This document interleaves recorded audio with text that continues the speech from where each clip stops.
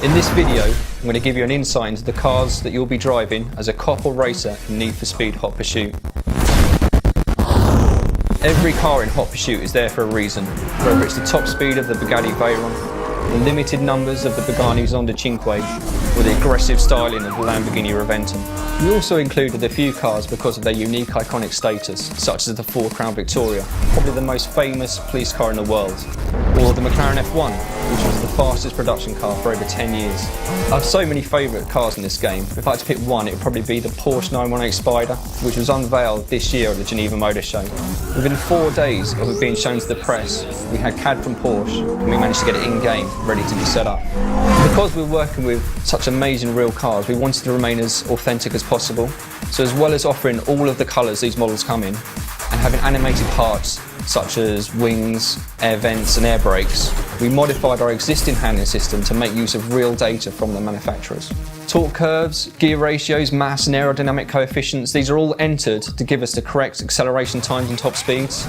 Using real data in this way has also allowed us to implement slipstreaming for the first time, which is the ability to accelerate faster by reducing drag when you're driving closely behind another car.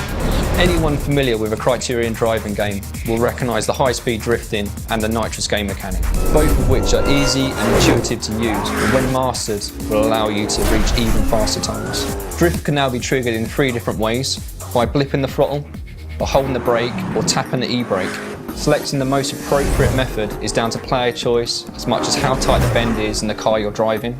To drift well, you're going to need to anticipate the bend coming up and hold as shallow a line as possible. We have a new nitrous system in Hot Pursuit with different types for cops and racers. Nitrous is very important for Hot Pursuit to ensure that the race chase gameplay is as fun and as balanced as possible.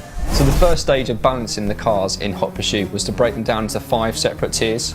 It wouldn't have been very much fun or realistic to have a player driving a Crown Victoria racing and busting another player in a Bugatti Veyron. The second stage of balancing was to tune the performance of the cop cars so they could catch the fastest race car in their tier. In a drag race without nitrous, the cop car will always win.